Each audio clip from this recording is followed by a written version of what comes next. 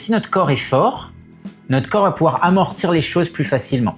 Donc on pourrait imaginer qu'on a des amortisseurs comme sur une voiture, et puis si nos amortisseurs fonctionnent bien, quand on prend un choc, il va être bien amorti, on ne va pas trop le subir.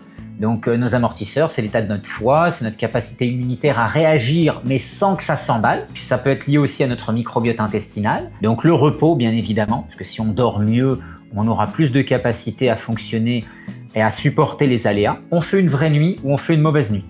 Juste avec ça, la même personne, les mêmes repas, on a fait une bonne nuit, une mauvaise nuit, la glycémie va être moins bien régulée si on a fait une mauvaise nuit. Donc c'est ce phénomène-là finalement qui nous met souvent dans le rouge parce qu'avec l'âge, on a plus de fatigue, donc on a plus d'inertie, plus de difficultés pour répondre.